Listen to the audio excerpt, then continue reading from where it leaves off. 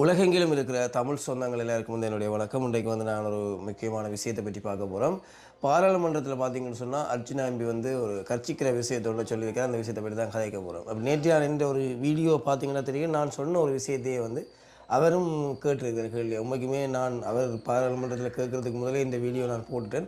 So நான் கேட்டதை வந்து அவர் கொஞ்சம் மாற்றி அந்த விஷயத்தை வந்து கேட்டிருக்கிறார். என்ன விஷயம்னு சொல்லி பார்த்தீங்கன்னு சொன்னால், திருகோணமலையில் வந்து ஒரு பௌத்தர் விகாரையில் வந்து புதுசாக ஒரு விகாரை ஒன்றை கட்டி அதில் வந்து புத்தர் சிலை வைக்கிறதுக்கான முயற்சிகள் மேற்கொள்ளப்பட்டிருந்தது. அது வந்து மக்கள் வந்து அதுக்கு எதிர்ப்பு தெரிவித்தால் வந்து அந்த புத்தர் சிலையை வந்து அகற்றியிருந்துச்சிடும். குறிப்பாக வந்து தர்மலட்சணை பொறிக்கப்பட்ட புத்தர் சிலைகள் வந்து அப்படி பெர்மிஷன் இல்லாமல் வந்து ஒரு இடத்துலேருந்து அகற்றியலாதாம். ஆனால் அந்த புத்தர் சிலையை வந்து அகற்றிட்டாங்கன்னு சொல்லி நேற்று ஒரு தேரர் வந்து துள்ளி குதிச்சிருந்தார் சமூக வலைத்தளங்களில். வந்து அது ஒரு பேசு பொருளாக இருந்தது. அவர் வந்து விடுதலை புலிகள் கூட இப்படி அழித்ததில்லை, இப்படி புத்தர் சிலைகளை வந்து அழித்ததில்லை, புத்த கோயில்களை அழித்ததில்லை, ஆனால் தற்போதைய அரசாங்கம் வந்து இப்படி கொடுத்த வாக்குறுதிகளை காப்பாற்றாமல் பௌத்த மதத்தை வந்து அழிக்கிற செயற்பாட்டை மேற்கொள்ளுன்னு சொல்லி கடுமையாக வந்து தற்பொழுது அனுரகுமார் திசாநாயக்கனுடைய ஆட்சியை வந்து விமர்சித்திருந்தவர். ஸோ இந்த சூழ்நிலையில் வந்து நான் பார்த்தீங்கன்னு சொன்னால் இந்த விஷயம் வந்து ஒரு பேசுபொருளாகவே வந்து அர்ச்சனா எம்பி வந்து பாராளுமன்றத்தில் வந்து கதைக்கும்போது, நாடாளுமன்றத்தில் கதைக்கும்போது அவர் ஒரு கேள்வி ஒன்றை வந்து வினாவிருந்தவர்.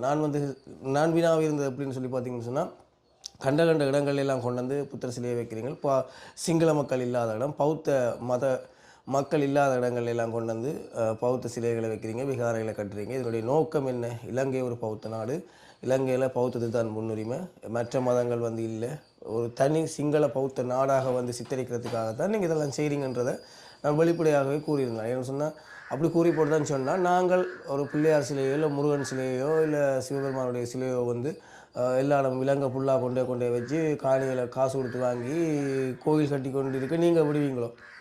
சிங்கள மக்கள் தனியாக இருக்கிற ஒரு இடத்துல கொண்டு வந்து எங்களுடைய கடவுள்களை கொண்டு வந்து வச்சு கோவில் கட்ட நீங்கள் விடுவீங்களா? இல்லை தானே.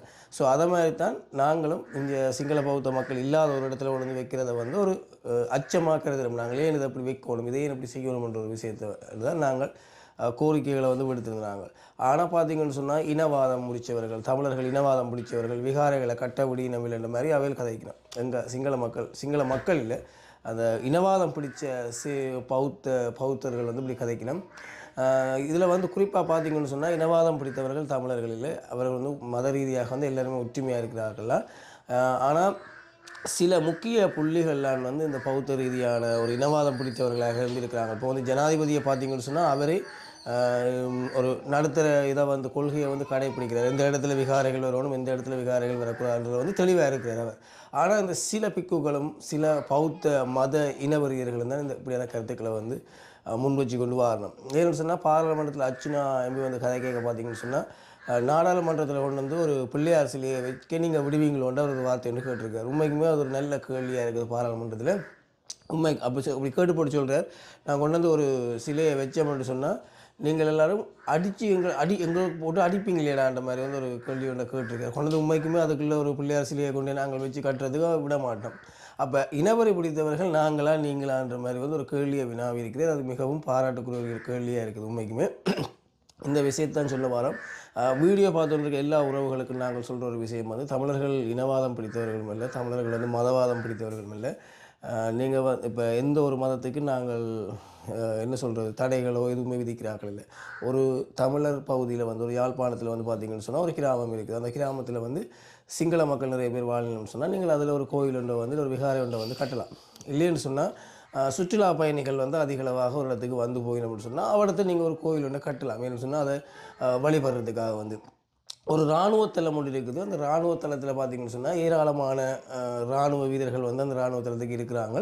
அது அரசாங்கத்துக்குரிய காணியாகவும் இருக்கும். தனியார் காணி என்றால் அவர்களுக்கு நாளைக்கு அந்த விகாரைகள் வந்து இடையூறாக வந்து இருக்கலாம்.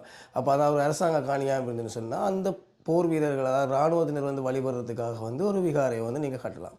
ஒரு போலீஸ் ஸ்டேஷன் இருக்குதுன்னு சொன்னால் போலீஸ் ஸ்டேஷனில் வந்து நிறைய சிங்கள மக்கள் வந்து போலீஸ் உத்தியோகத்தில் அந்த வேலை செய்யணும். அப்போ அவையில் வழிபடுறதுக்கு ஒரு கோயில் தேவை. அப்படியான இடங்களில் வந்து கட்டலாம். ஆனால் எங்கெங்கே வந்து எங்களுடைய பழமையான கோயில்கள் இருக்குதோ, அந்த காலத்துலேருந்து சின்ன கோயிலாக இருக்கும், ஆனால் நிறைய பக்தியோடு பல வருடங்களாக வந்து வழிபடுற கோயில் இருக்கும், அதில் கொண்டு வந்து இடித்து போட்டு கட்டுறது, சிங்கள மக்கள் பழக்கம் இல்லாத இடம், பௌத்த மக்கள் பழக்கம் இல்லாத இடங்களில் கொண்டு வந்து கோயிலை கட்டுறது தான் நாங்கள் வன்மையாக வந்து கண்டிக்கிறோம். நன்றி சொந்தங்களே, மீண்டும் ஒரு காலில் சந்திப்போம்.